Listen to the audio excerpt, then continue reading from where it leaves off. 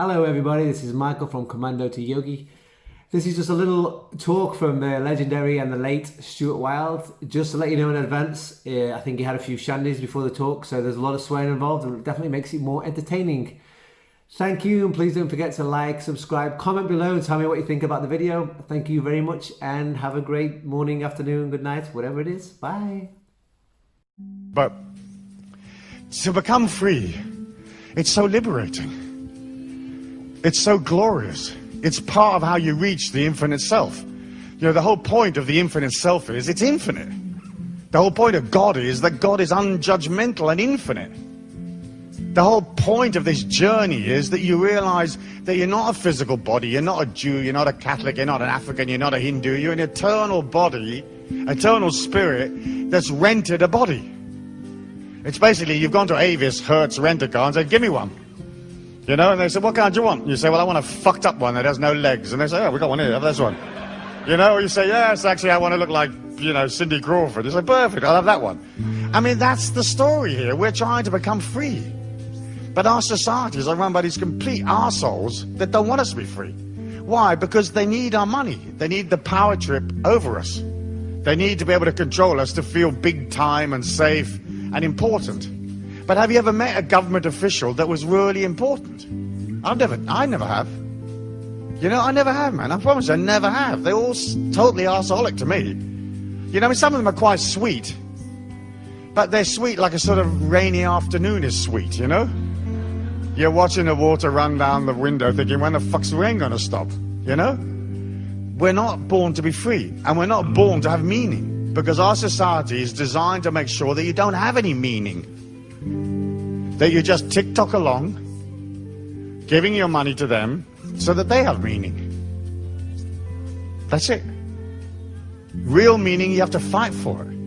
Real meaning is something you have to discover inside yourself. Now, you may discover real meaning through marriage, love, romance, children, family. You may find real meaning in your spiritual path in life, or you may find real meaning helping people, but you have to discover it. Otherwise, life is comparatively boring, isn't it? And when you turn the television on, it's ridiculous. It's just basically a propaganda tool for TikTok, isn't it? You know?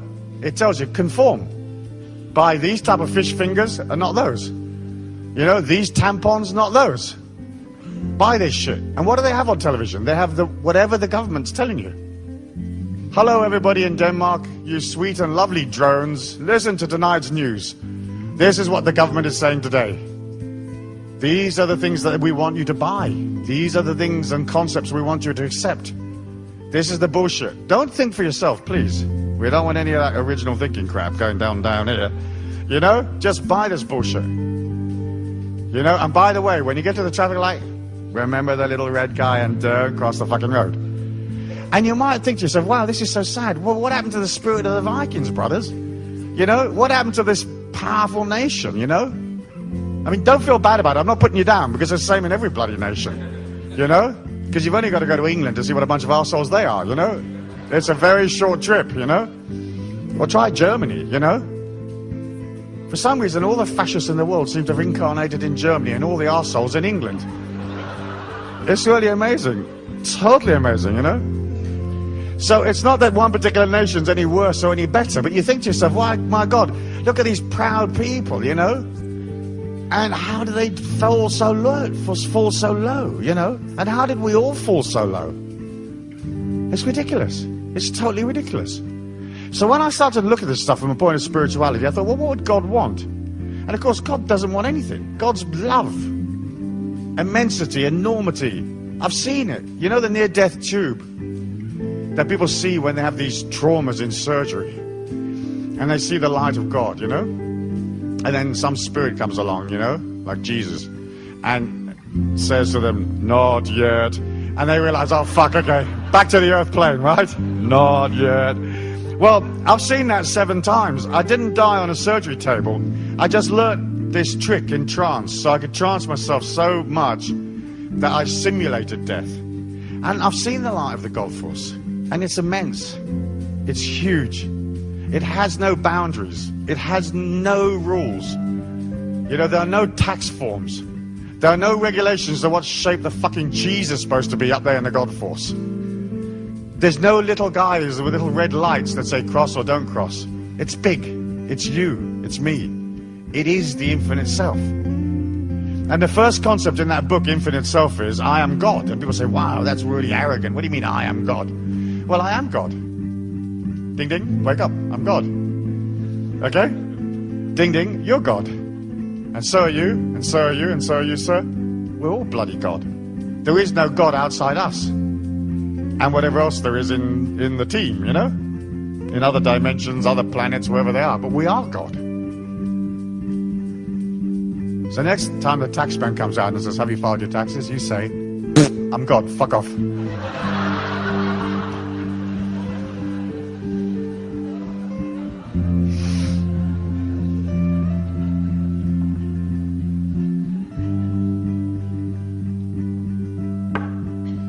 Ding, ding. Ding, ding, wake up. Yeah, if you think the way I do, people think you're radical. An anarchist. Dangerous. Deepak goes around and says, oh, Stuart Wilde is very dangerous. Very, very dangerous. And I said to him, excuse me, Deepak, I'm not so very, very dangerous. I'm just an anarchist, man. A spiritual anarchist. Why? Because I want everybody to be free. You know, I want to let them out of prison. You know, I want them to look at all those little vitamin bottles in the morning and say, fuck this shit, and have a vodka and tonic instead. You know? If you're vegetarian, do me a favor tonight. Go to McDonald's.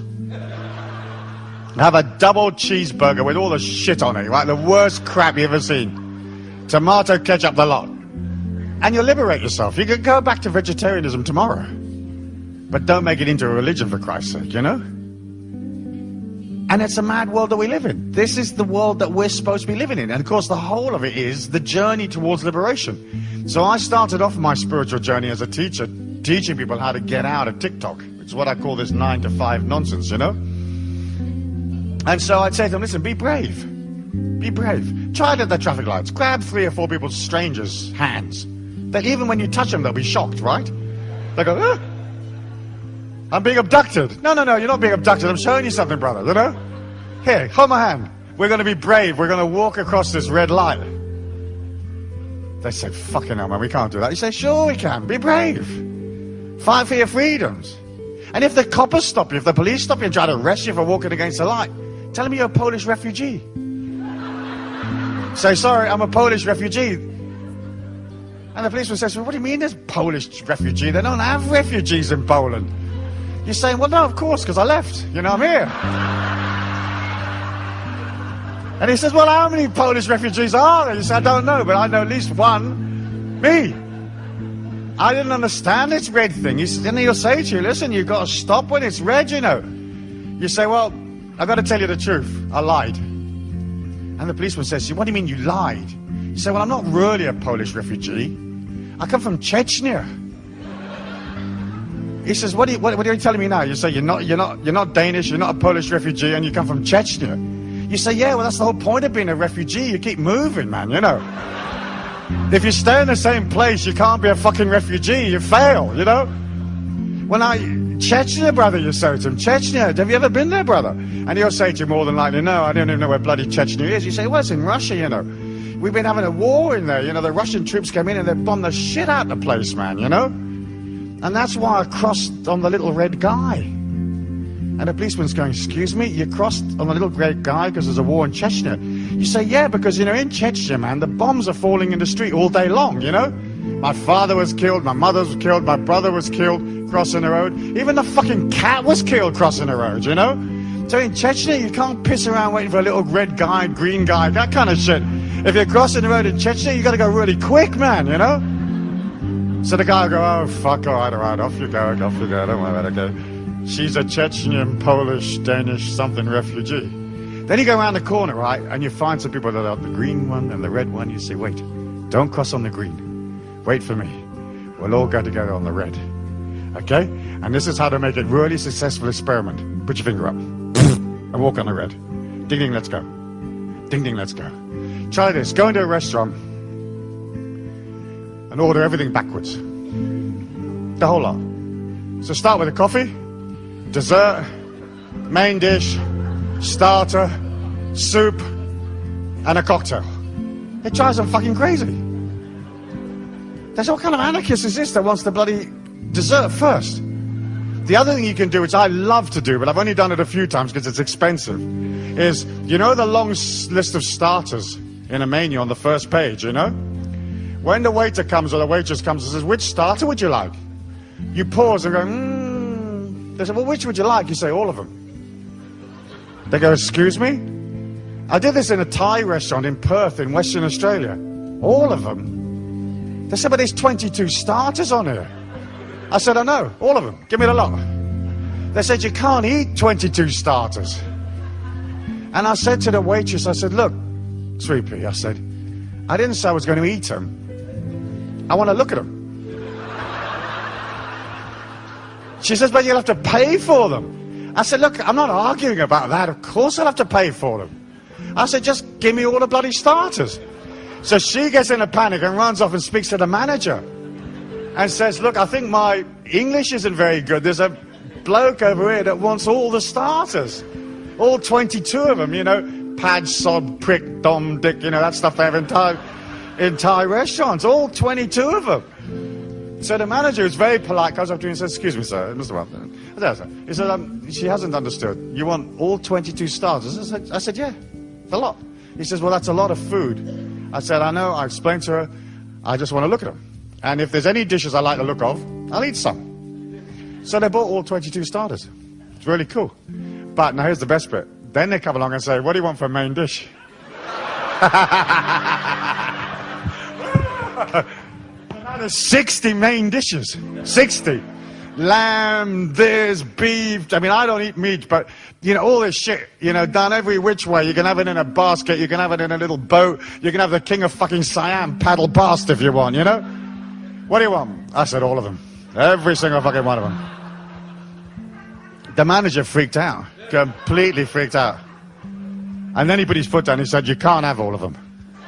The kitchen will go crazy, you know? I said, okay. I said, give me 20, 25, 30. What's our deal here? He said, you can have 20. Which ones do you want? I said, I don't know. I'm not from Thailand. You pick them.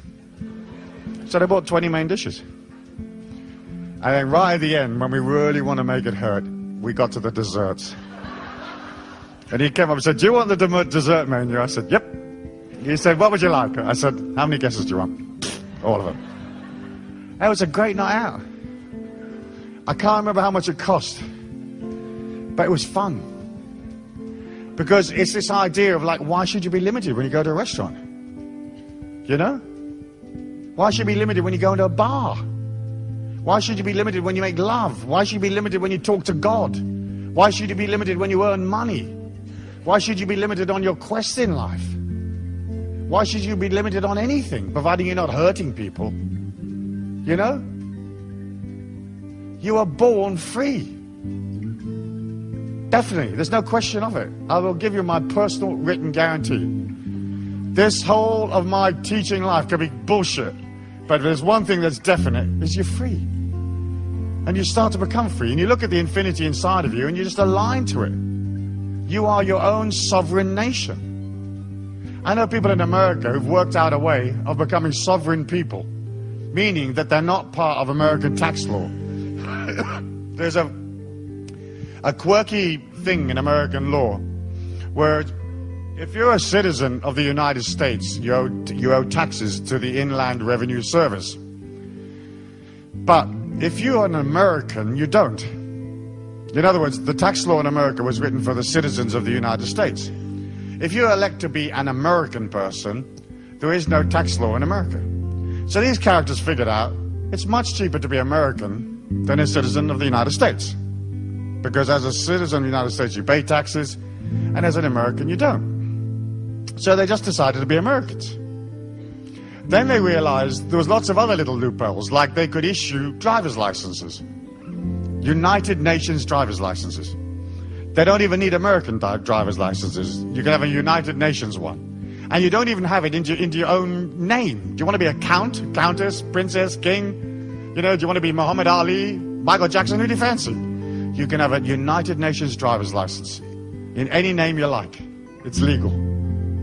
I thought, fantastic. For weeks now I've been thinking, what shall I call myself? You know, what will I have? And it says occupation, I'm going to put diplomat. That way when you arrive at the customs, they'll see United Nations diplomat. They must think, woo, TikTok, let them through. You know, and that little dog that sniffs and pisses all over your suitcase has got to go fuck off somewhere else, you know? There's ways around everything. One way around is to move. Because if you keep moving, you're free. You know, like a shark will die if it doesn't stop moving. A shark in the sea. It has to move to take in oxygen to stay alive. And I thought about it. I thought, wow, my incarnation is a shark. Because if you keep moving, you're safe. But we tend to think that if we do move a lot, we become unsafe. But the most unsafe place to be is in the same place, isn't it? If you keep moving, you're safe. So that's why years and years and years and years and years ago, I thought, wow, I'll keep moving. And a lot of the time, I move all the time. Like, often I move every 3 days. Ding, ding, let's go. I think I've been in 9 cities in 6 days. Ding, ding, let's go. But that, in a way, is how our spirituality is. Our spirituality is moving. Our energy is moving. Our power is moving. It isn't a sedentary thing, a sitting down, slow, nauseating thing. We're climbing. And at first, you have to fight your way out. You have to fight your way out of the morass of TikTok, and it's really hard to let go. It's really hard to leave. I remember thinking when I left Catholicism, my God, I'm going to burn in hell. And then I thought, well, fuck this, man. I'm going to burn of boredom if I don't leave. But if you look at this, your journey's like this. This is the infinite journey. You start here, TikTok, total nonsense, no freedom. The mother-in-law comes round, you got to eat the stupid cake. You hate the cake. You hate her, but you can't look her in the eye and say, listen, look, I really love you, but fuck off, I don't want the cake. Try it on Sunday next time she comes round. Fuck off. I don't want the cake. You know? Because we're scared to do that. You need somebody to train you to do that. You know? To train you to look the world in the eye and say, listen, please don't take it personally, but piss off. The other night I was in a club. I work at night a lot. I work at night a whole bunch because I go out with these little wizards that I train. And we go and save souls at night. And I was in this club and there was a fight. Well, there wasn't a fight till I got there, but I helped it along a bit. And this guy says, I'm calling the police. I said, all right, call them. He said, you can't leave until the police come. I said, I'm not leaving. Call them. So I'm out in the street with one of these kids, one of these street kids, who scared this bloke by whispering in his ear. It's an old Sicilian trick. When Sicilians whisper, get the fuck out of there quick, because it's dangerous, okay? Never mess with a Sicilian that's whispering. So I taught this whispering trick to this kid. So he whispered to his owners of this club, and the club owner got scared and he called the coppers, the police. So I'm standing out in the street and this policeman comes up to me and says, what's your name, you know? Who are you? And I didn't answer. So he goes, who are you? And then I said very quietly, I said, who are you? And he goes, well, I'm Detective Constable Dix. I said, oh yeah? And then he went down to the street kid and he tried to arrest the street kid. But the street kid wouldn't have any of it because he hadn't actually done anything very much, you know, other than threaten this guy quietly. So the street kid told this copper to fuck off. Piss off. Then the policeman came back to me and said, we're going to put you in the van and arrest you. I said, are you? I didn't flinch. I just looked him in the eye. I said, are you? Then I told him a terrible lie. Sorry, God. And here's what I told him. I whispered to him. I said, excuse me. Don't take this personally, I said. But there's 3 types of successful people in the world. There are people that are well off.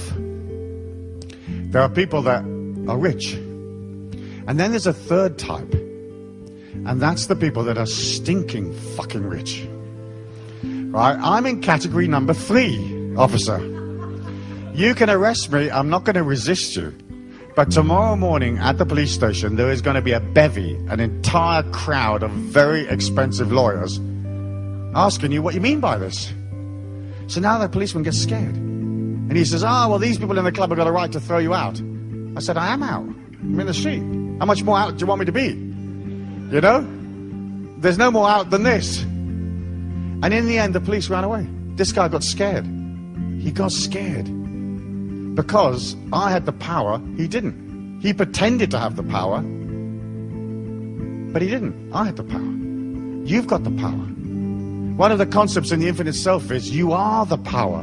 And you're only the power when you believe you're the power. When you can look in the mirror and say, I'm the power.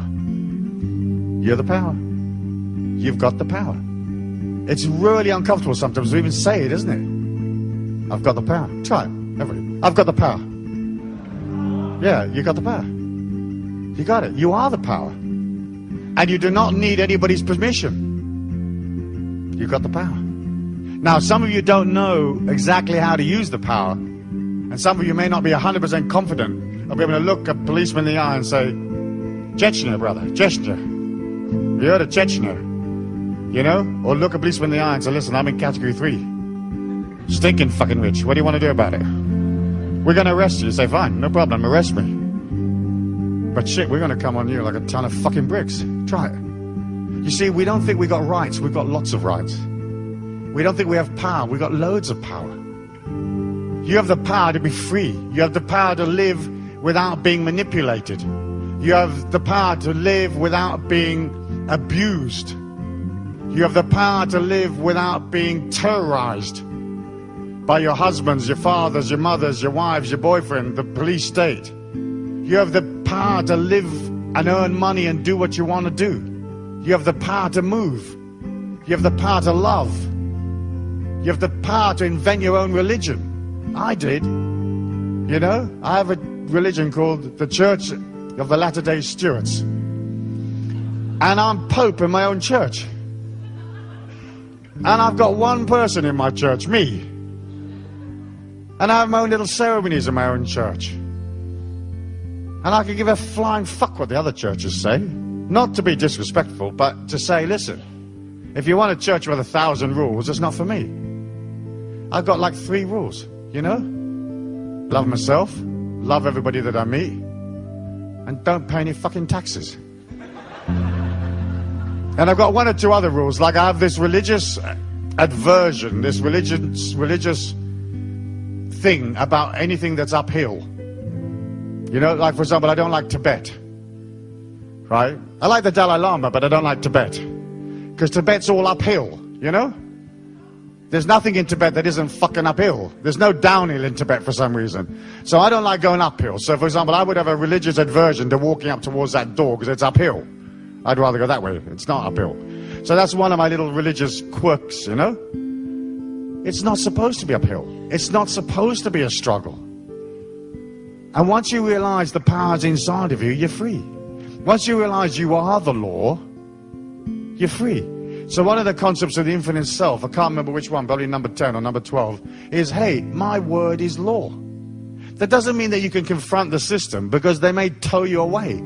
But whatever you say becomes true for you. So if you want to look your husband in the eye tonight and say goodbye, that's your law. And fuck it if he doesn't like it. You know? What the fuck? Did you come to keep him happy? Did you sign your name in blood somewhere saying, I'm going to keep this arsehole happy and wash his socks for the rest of this incarnation? Maybe you did and maybe you didn't. If you're in a situation that's painful, what are you doing it for? You know, like at work or something? It's a painful job, it's boring people, you feel restricted, you can't breathe, it's suffocating, there's a million rules. Fuck off out of there. Be brave. I did a corporate seminar once. You know, people always say to me, Stu, why don't you do corporate seminars and stuff like that? You know, teach corporations. Well, I tried it once in a place called Portland, Oregon, in the northwest of the United States. And this company called me up that does like timber and stuff, you know? And they said, can we send our employees to your seminar? I said, of course you can.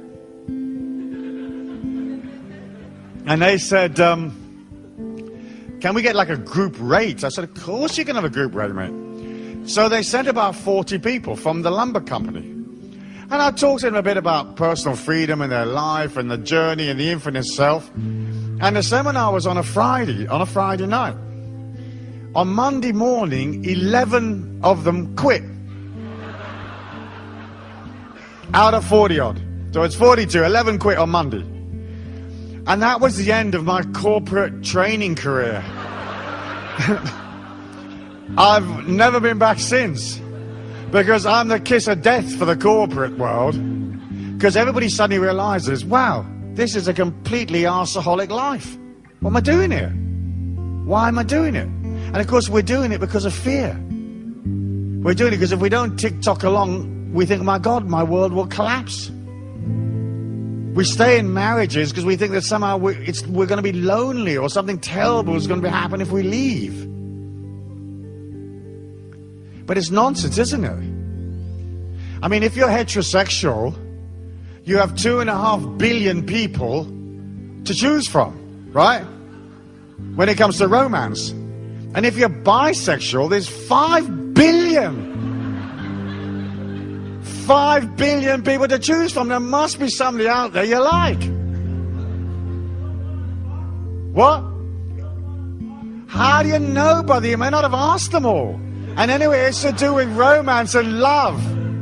It's to do with romance and love. It's to do with the idea that, hey, there isn't any limit here. There's loads of them. There isn't any limit to how you can make money. There's no limit to your spiritual journey.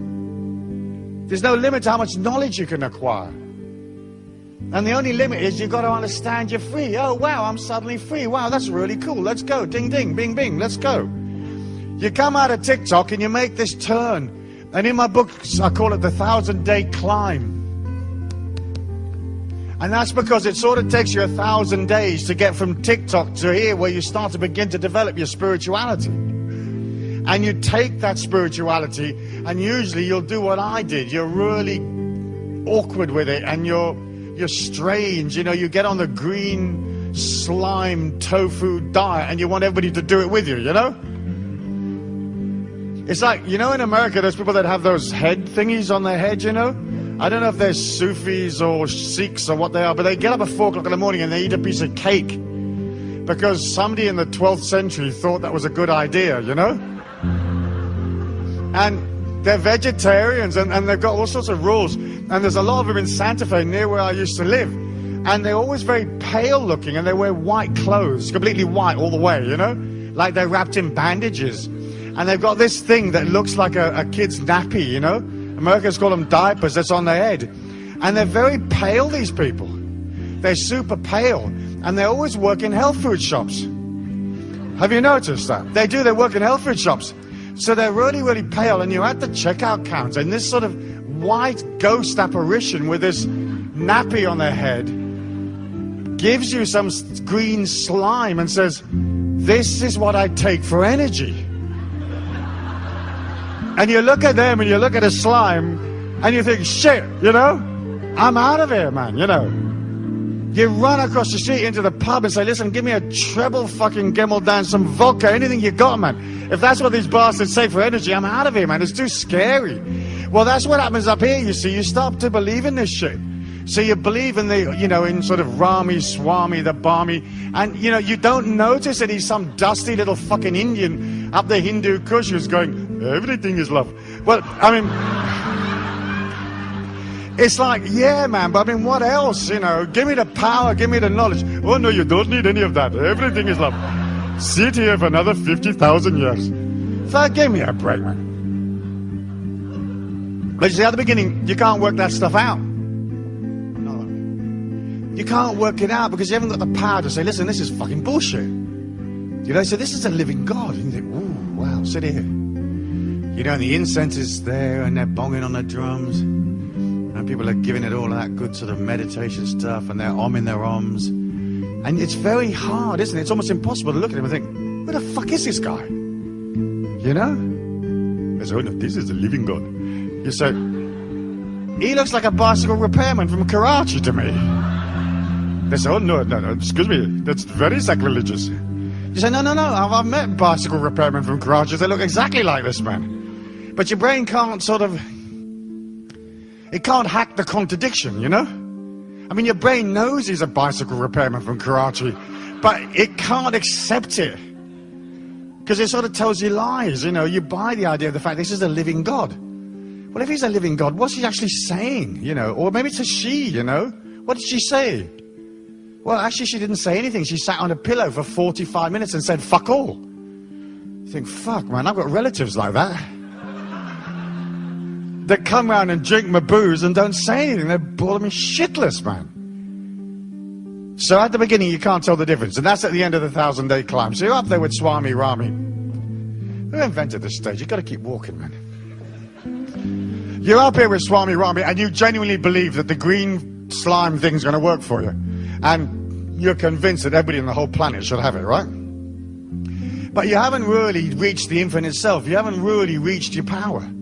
You're still in this intellectual concept, you know? And have you noticed, like, all those books are very thick, aren't they? You know?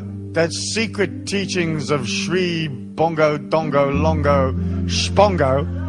And it's like 40, 100,000 pages long. And you think, what the fuck's this about? You know?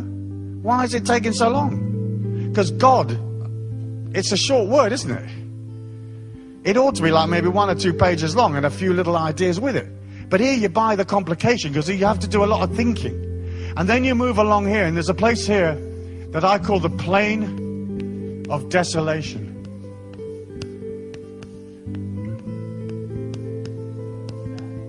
Desolation is where things are very, very sparse. Desolate means the absence of trees. Let's say, for example, a desert would be desolate. You know, the high mountain areas with no trees might be very desolate. Having no friends would be desolate. And the reason why this plain is desolate is because it's there where the ego dies.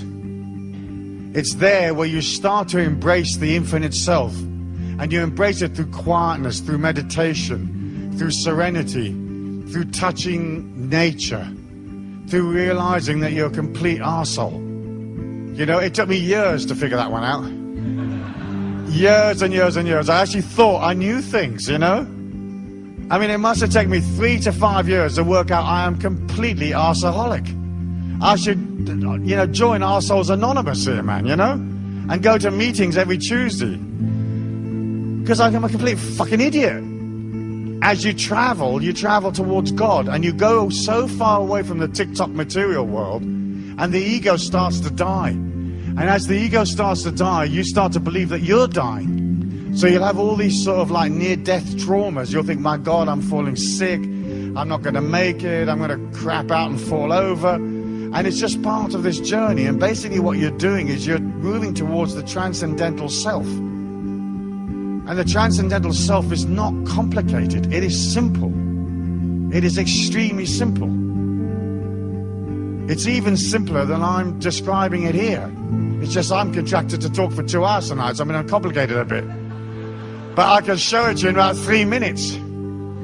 If you come tomorrow, I'm going to show you how to blow a hole through the top of your crown chakra in 4.20 seconds.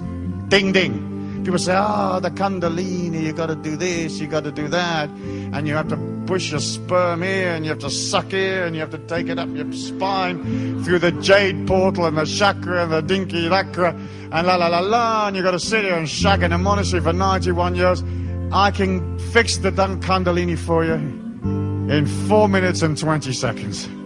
Boom, there it goes. You can see God. You say, it can't be that easy. You say, okay, we'll do it in 3 minutes and 20 seconds.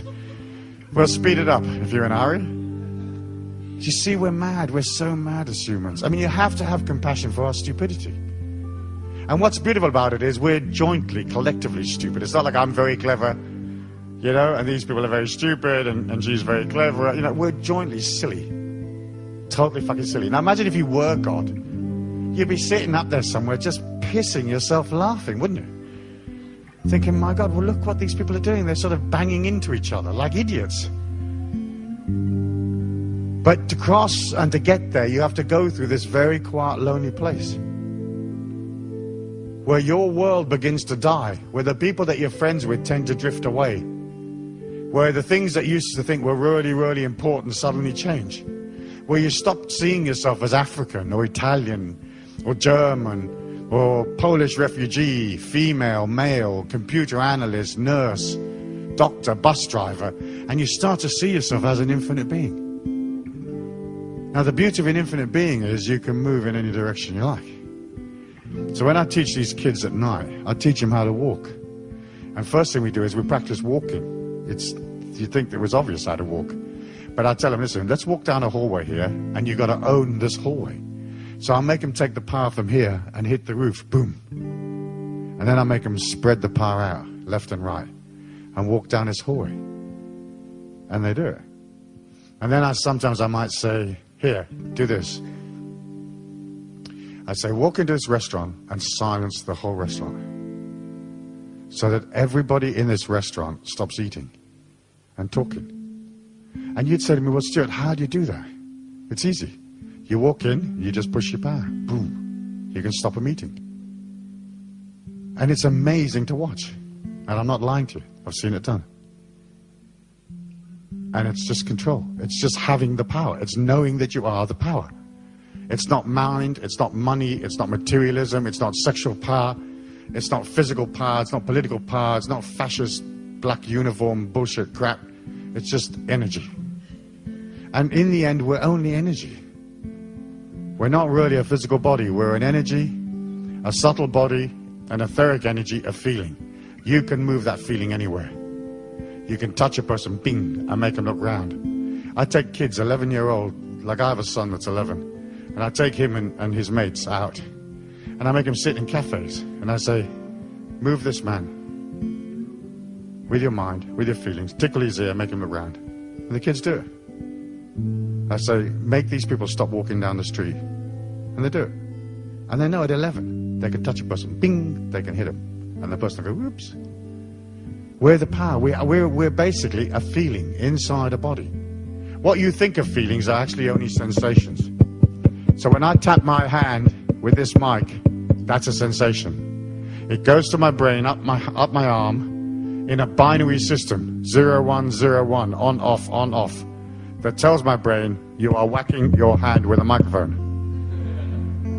But that's not a feeling. And then the emotions we feel, pain, joy, hatred, fear, even those aren't actually feelings. They're sensations. Where the feeling occurs is inside the subtle body, not inside your physical body, not inside even your brain. We are basically a feeling, and that feeling is in the etheric, and that's your power. Once you realize that's your power, that's your infinity. And then what can you do with this etheric? You can move it. You can make people see things that aren't there. You can stop them. You can hold them. You can scare them. You can give them joy. You can make... There's a system where you wipe their mind quick, and they go into blank for a second or two. You can stop them talking. You can make them talk. You can empower them to become powerful, or you can debilitate them to become weak. That's the power. And every one of you here has this ability. And you do not have to be a Swami Rami Barmy on the mount for 2,500 years. You can do it quick, instant. Ding, ding, let's go. You just got to believe you can do it. That's your power. So I started teaching people, hey, you've got the power, brother. Come with me, sister, I'll show you, you've got the power.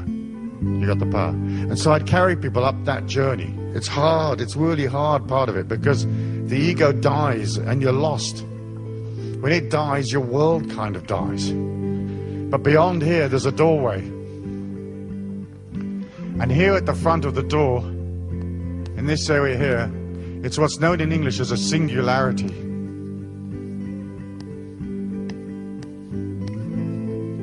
It's a scientific term. And it's basically an area of extreme gravity. It's almost like you're down a hole. It's the same as the area in a black hole in space. And right near the door, it's very hard to get through the door because the singularity stops you. It took me 3 years to get through. Once you're on the other side, you suddenly realize, wow, We live in a trans-dimensional universe. And it's not hypothetically trans-dimensional, it's right here. It's right in this room. And these other places and these other worlds are right here. And these other dimensions are right here. So then I started to travel on. Ding, ding, let's go. Ding, ding, let's go.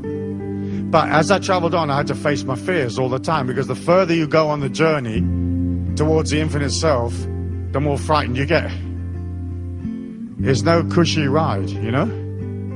There's no cushy ride. So sometimes I'd be out there and I'd see something so scary, you know, like really, really scary, like this really scary being, let's say, you know? And so I'd run away for a bit. Coward. Well, not a coward, but just a human that was scared, you know?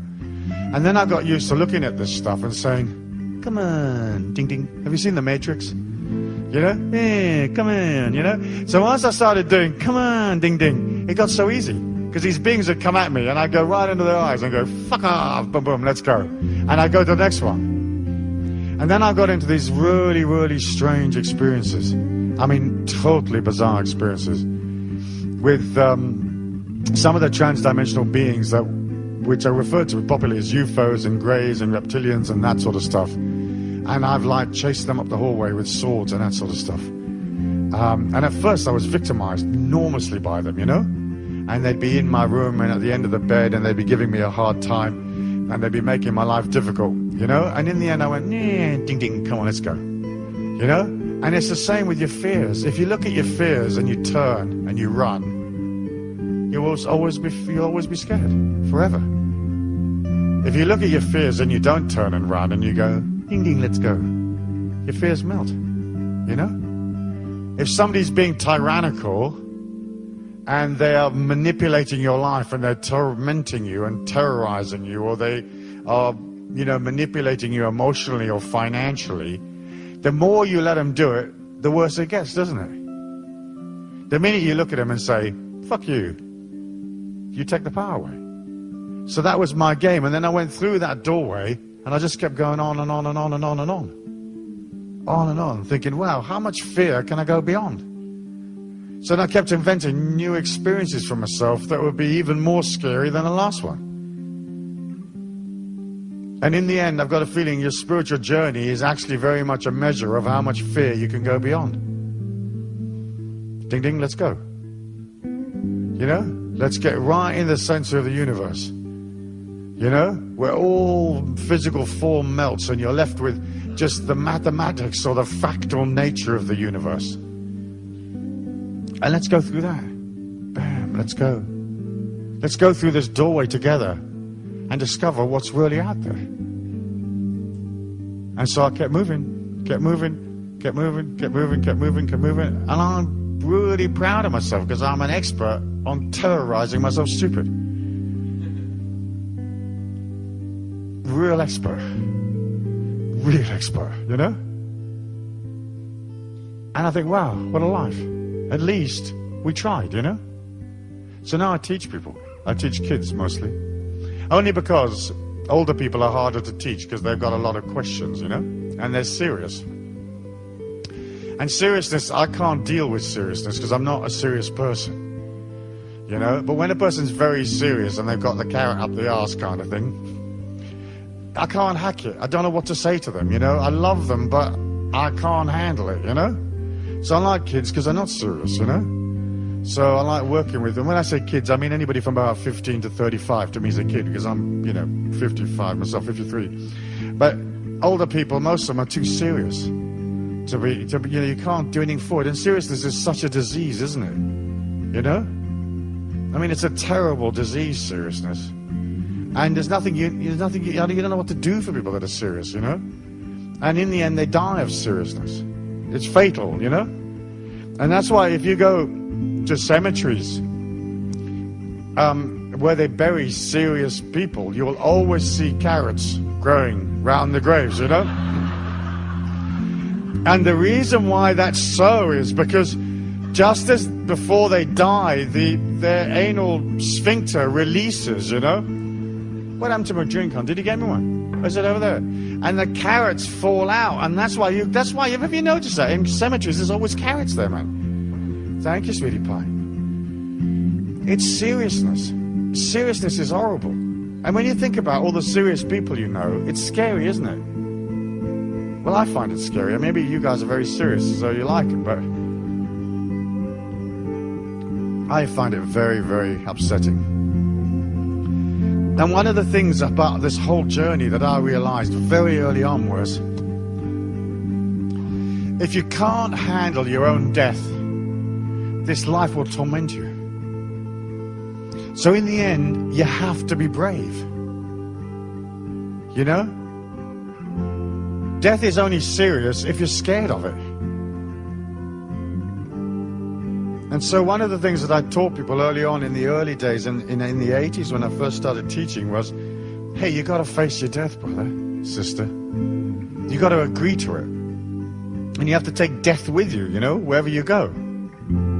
And I've been in that many scary situations, that many like life and death situations. And every time I get into one, I think, ding, ding, this is it. And then ding, ding, maybe it ain't. But what difference? Because in the end, you have to accept, you know, do you not?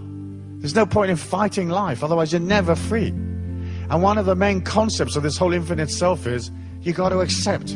So in any given situation, one or two things can happen. It either will happen, or it won't happen. Simple, isn't it? You will either drop dead tonight, or you'll still be here tomorrow morning. That's it. You know, either your husband is having an affair, or he's not having an affair. Ding, ding. Either you decide to keep him, you know, you take him home, you scrub him down with disinfectant and say, listen, stop that shit. Or you get shot of him. Either they're going to fire you, or they're not going to fire you. Either they're going to pay you, or they're not going to pay you. But life is so simple when you stop struggling against it. You know, when you just flow along with it. Simple. When there's no more struggle, you're free. You're completely bloody free. It's easy. So I realized, wow, death, no problem. In fact, how many of you can safely say, hand on heart, that you're not dead now? I mean, you don't know, do you? You might have dropped dead a long time ago without realizing it. And this is some sort of human echo in your body that keeps you going, you know? And we can't actually say that we're alive, can we? I mean, you can't prove it. In fact, you can't even prove that your thoughts are your thoughts. Have you thought about that? How do you know they're your thoughts? You can't prove it. And you know how like thoughts jump all the time, you know? Some of the thoughts that you have are definitely not your thought. You know? But you can't actually prove that it's you that's doing the thinking. You think, wait a minute, are you kidding? Oh, well, of course my thoughts are my thoughts. And I'd say to you, well, how can you prove that to yourself? And you can't. So maybe all those things that you're scared of, you're not actually scared of them. And somebody else is. Do you think I'm scared shitless of my mother-in-law? You think, oh no, I'm not, that's somebody else's thought. You see, you don't know, do you, really? So I thought about this stuff and I thought, relax. What's the worst that can happen here? The worst that can happen is that this plane smashes into a fucking mountain. Boom. You know? And it's a very egalitarian thing, plane crashes. Yet it's a very equalizing thing. It's a bit like sort of socialism, Danish style. Because when a plane hits a mountain, all the people in coach and business class are automatically upgraded to first class. At about 800 kilometers an hour. So you all wind up going to heaven as equals. Except for the ones that stop at the little red traffic light. You have to encourage them to come to heaven. You say, come on, ding, ding, let's go, don't be scared. What's the worst that can happen? The worst that can happen is you drop dead. That's it. That is the worst that can happen. And there's nobody here in this room, including myself, that can tell you that being alive is better than being dead. You know, maybe being alive sucks, and being dead's really cool. If you've had an out-of-body experience, as I'm sure many of you, if you've been on this path a while, have, the first thing I noticed was how light one is out of the body. You don't weigh anything. And I remember being out of my body the first time ever and looking back at myself and thinking, wow, man, I feel so light. You know, like I feel literally like a feather. And I'm thinking, shit, every morning of my life I have to get up and I have to schlep like 160 pounds, right? Which is what, 75 kilos or 70-something kilos around all day. I mean, already that's very bothersome, isn't it? You know, it's an effort, isn't it? It's like as if God clips this dead horse to your leg every morning. You think, I'm going on my spiritual journey. And I have 180 pounds, 75 kilos of dead horse clipped to my fucking leg, man. But it should be okay. Because all the gurus, have you noticed they're always uphill, aren't they? That's what I don't like about gurus. They're always up a fucking mountain, man. That already pisses me off. I mean, why don't they have gurus in flat places like Holland and Denmark? No, they're always up in Tibet or some shit like that. Anyway, there we go. It isn't serious. And when you don't fight it, you begin to realize it may take you 10 years. It certainly took me 10 years. Hey, it ain't serious. What's the worst that can happen? What is the worst that can happen? You know, what's the worst that can happen? And the worst that can happen is that she's not there tonight when you get home. You know, the wife, the girlfriend, your partner. And you might be sad and you might miss her and you might also think, fucking hell, what a blessing. You know? Because all of the things that are missing in life that suddenly disappear is the God force's way of making you lighter, isn't it? You know, when things have gone, they seem like such a tragedy, and then a week or two later you think, my God, I'm so glad. Has that happened to you? It happens to me all the time. You know? And I say in my books, if you, let's say, go home and, you know, the stereo and the CD player and the mini disc and the VCR have all been stolen, you can get upset and you can tear your hair out and you can rant and rave about the injustice of it, or you can say, they came for the TV. You know? You don't need a TV anyway, it's bullshit. So what do you need it for? I mean, I haven't had one for years and years and years, until the kids protested so bad that in the end I said, okay, if we've got to have a TV, we'll have it downstairs in the basement where the kids can watch it. But I don't want it in any part of the house where I've got to go watch it. You know, if your husband leaves, it's probably just about right now when you need to get rid of this arsehole, you know? If you get fired from your job, it seems so disastrous, and yet it's liberating you, isn't it? I love to put on forms where it says occupation, I love to put self-unemployed. People say, what is self-unemployed? You know? But it's so cool to put that, isn't it? Self-unemployed. They think, what the fuck's that? That's voluntary work, you know? You work when you want to work, and you don't work when you don't want to work. Simple. You know? You study when you want to study, and when you don't want to study, don't study. You come home when you want to come home, and if you don't want to come home for a month or two, post them a letter. Go on fishing. Ciao. See you later. Would you mind feeding the cat? They say, I'm not feeding your cat for a month or two. You say, okay, I'll courier some cat food every 2 days. You see, it could be simple. Because the infinity inside of you is simple. It could be benevolent and kind because the infinity inside of you is benevolent and kind. It could be uncomplicated because the God force definitely, categorically, I will give you my personal assurance, is not complicated. And it certainly isn't righteous. And there's no hierarchy. So this business of these holy people they're living something of God, that is complete crap. If you believe it, I feel sorry for you. But then there are many things that I used to believe that were totally stupid as well. So it's not that I'm better than you, but I just feel sorry for you. Because it's bullshit. You've got the power. You've got the law, because your word is law. You've got the energy. You've got the perception. You just have to believe and work on it. You've got the freedom. The door's there. Ding, ding, let's go. You don't have to be in prison if you don't want to be. It's voluntary. It doesn't look voluntary, but it is. You know? It is. So practice after me. The next time an official comes and asks you and says you got to do this and you got to do that, finger up. Fuck off. They said, you tell me to fuck off. You say, I have, yes. Fuck off. I'm an infinite spirit inside a body. You can't be telling me this shit. And get your snotty little fucking dog out of my luggage. Fuck off. You don't have to do it a lot of times, but you got to do it a few times to know you can do it. You know? What are you doing? Fuck off. It's got nothing to do with you. What's your name? Piss off. They said they could not have christened you. Piss off. They did. I'm a Polish refugee. My name's Piss off. Fuck off. See, and once you realize you can push, it's very scary to push, isn't it? You know? It's very scary to push against the manipulation that people put on you. Because in many ways, some people like being victims, you know? But you know when you have those people that like being victims, you kind of sort of want to whack them in the head to keep them happy, don't you? Their victim energy says, please belt me in the head, won't you? Boom, do this. So you like victimizing them. The minute you're not a victim and you step back and you go, fuck off, they all run away.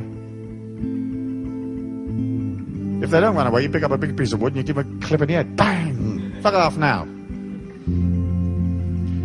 This club owner the other night, he said to me, I've got friends in the IRA, you know, the Irish Republican Army. And I said to him, have you now, man? And I went, bang! And he went right off this wall, dying, boing, you know? I said, don't be telling me about the Irish Republican Army. I said, fuck you, man. I've been going to Ireland for 20 years, man. He says, well, I've got friends in the South London Doody gang. So I went, bang, again. This time he bong, bong off the bloody wall again. I said, don't be telling me about the Doody Robertson brothers in South London. Well, this arsehole couldn't get the message. So then he says to me, well, I'm connected to a Yardie gang in North London and Islington. What a boom! I whack him again. I said, are you getting it now, brother? I could give a flying fuck for you, the IRA, or your Yardie gang. He says, you've hit me 3 times. I whacked him one more time in the head. Bang! You know? I said, no, man, you can't count. I've hit you 4 fucking times. Now piss off out of it. And he got scared and he ran away. I mean, I'm not suggesting you do this all the time, okay? But once every so often, it's great, you know? So when the mother-in-law comes around with that stupid cake on Sunday, right? Tell her to fuck off, you know? When the minister or the priest at church says, how are you on Sunday? Tell him, piss off, you know? When your boss comes in and goes, yeah, say fuck off out of it, will you? You know, before I got really pissed off and I whack you in the head with this computer, fuck off. And he says, or she says to you, what's the matter with you? You say, well, nothing's the matter with me, but I've just been to a Stuart Wilde seminar, so piss off. Fuck you and your little dog too. You know that lovely line from, what was it, Wizard of Oz? I'm gonna get you and your little dog too. Fuck off, man. Be free. Be free. We don't need this shit. Be free. Don't forget, if you see the little green man, don't cross the road. Wait for the red one. We're going to take a 20-minute break. Thank you.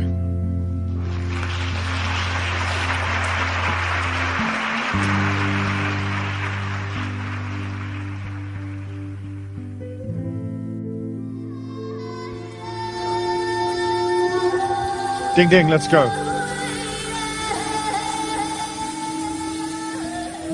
Okay. It's a long journey. It's a very long journey. It's a very long journey from the front of the hall to the fucking blackboard as well. But there you go. That's life. Maybe tomorrow we can make a little gap here, you know? Shit, get out of the fucking way, eh? Make a jump. I'm not a fucking horse, man. Okay. The three steps at the end of the 33 steps of the infinite self, right, are called quest, fusion, and then the initiate. I can't spell it. Okay. And I'll just talk about these 3 first, even though it seems like I'm doing the end at the beginning. But that's how I like, huh? You start with the dessert, coffee, main dish, starter, soup, aperitif. Okay. The quest is the sacredness of this journey. And your life has to become sacred. Otherwise, it has no meaning. Do you follow me? And how do you make something sacred? Well, there is no way of making anything sacred other than just by concentrating on it and saying this is sacred. So if I had some holy relic from, the church, and I could say, well, this is Saint Matilda's toenail or something, okay? It's only a fucking toenail in a box, unless you concentrate on it and say this is sacred.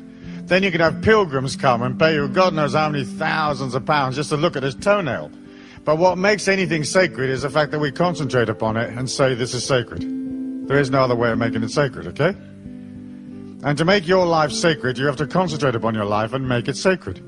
So that could be rituals, it could be prayer, meditation, you could light incense, you can put 25 candles and soak in a bath for an hour, you can make love to your husbands, your boyfriends, your girlfriends, and make it sacred. You make everything that you do sacred. So if you're doing the washing up, that can become a sacred act, because you're concentrating on it. In fact, love is actually concentration. So when you fall in love, okay, romance is actually a disease that comes from over-concentrating on another person, right? But in the end, that's what love is. Love is concentration. It's like putting yourself aside to concentrate upon the needs of somebody else. Putting yourself aside to concentrate upon the needs of humanity. Putting yourself aside to concentrate upon the pain of humanity and hope to heal them. Putting yourself aside to concentrate upon goodness. Putting yourself aside to concentrate on whatever. So you make your life sacred by basically saying this is sacred. You make it important. And then you have to have your own priorities and your own boundaries. So there are certain things that you decide you want to do in your life, and you go ahead and you do them, and you don't let people push you and pull you and tug you out of the way. So you say, hey, every morning at 4 a.m. I rise and I meditate, and that's my program, and it doesn't matter if you come home at 3:30 drunk as a skunk. 4 o'clock you're going to do the meditation because it's sacred to you. Then there's a morning when you decide bullshit to this 4 o'clock thing, and you throw it out and do something different. But sacredness is just a matter of making your life important and concentrating upon it. So you have to empower yourself and you have to love yourself. This is not an egocentric, egotistical thing necessarily. It's just a matter of saying, wow, if I have the power and I concentrate upon myself, my life will become more powerful. When your life's powerful, you can talk to somebody and you can demand something in a friendly way and they'll give it to you. Ding, ding, I want it. I was in a plane the other day and I don't like biscuits. I don't eat biscuits. But I saw this American cookie, and I hadn't been to America for a long time, so I ate this cookie. And it was delicious, like a chocolate chip cookie. And there was this really, really sort of wimpy TikTok nerd sitting next to me, who was some kind of architect. And I just turned to him and I said, give me your cookie. Just like that. That's the exact words, I'm not exaggerating. Give me your cookie. And he sort of went, well, didn't you get a cookie? I said, yep, I got a cookie and I ate it. Now give me your cookie. It was the most fun I've ever had. Because he went through this unbelievable trauma of shall I, shan't I, will I, won't I. And suddenly he really desperately wanted his own cookie. And he picked it up, he put it down, he picked it up, he put it down. He opened it a little bit, put it down, opened it a little bit more, And I knew in the end that he couldn't hack giving me the cookie. So then he started eating it like 1, 2 little tiny bites, So I nudged him again, I said, see the guy across the aisle? Tell him I want his cookie. And this guy had gone, ah, ah, ah. I said, just tell him. Say, this man here wants your cookie.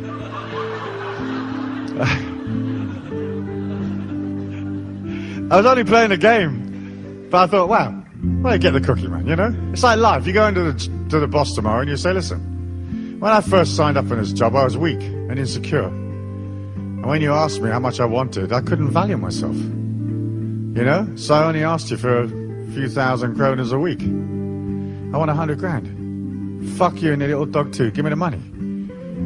I believe in myself now.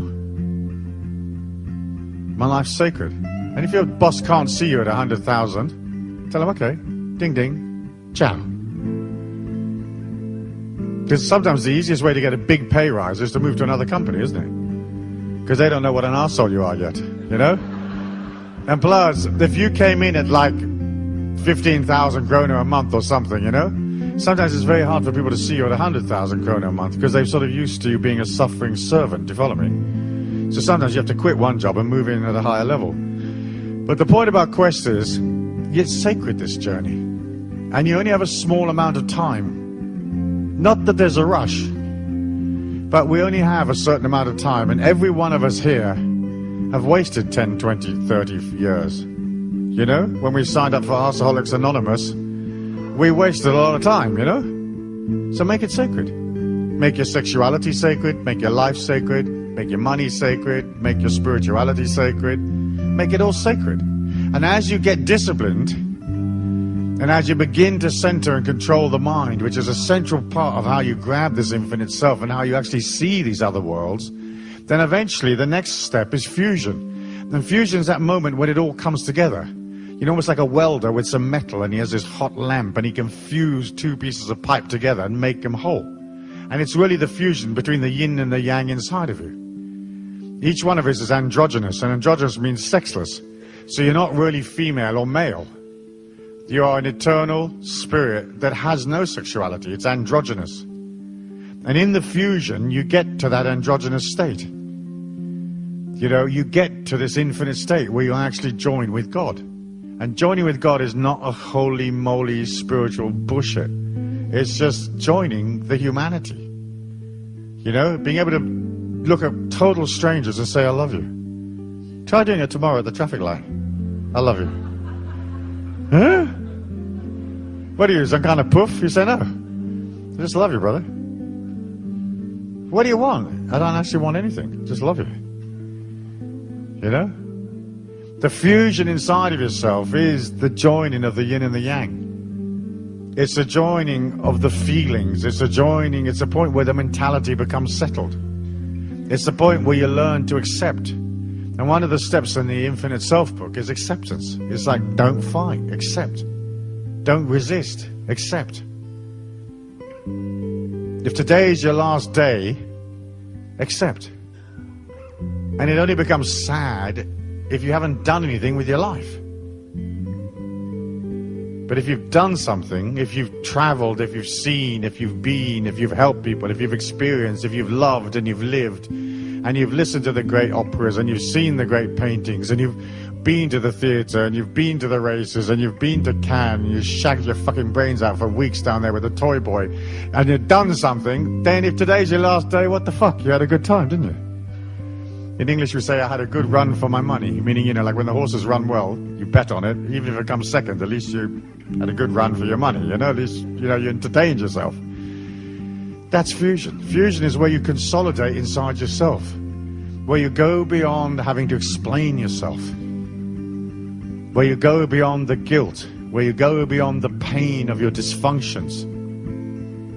You know, some of you that were abused as childhood, it's sad, it's part of your karma. But get over it, ducky. You know? You can't stay abused forever.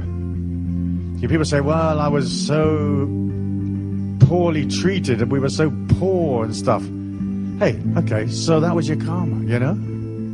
Fusion says you're rich. You're not only materially rich, but you're spiritually rich if you can open your heart. Most people have a heart chakra like a flea's arsehole. It's about this big. You know, why? Because to open your heart means you have to become fearless. And you know, I was saying to you, most of my journey in this life has been how much fear could I hack? How much fear could I take? How brave could I become? In the end, bravery is your only option. I say it twice. Bravery is your only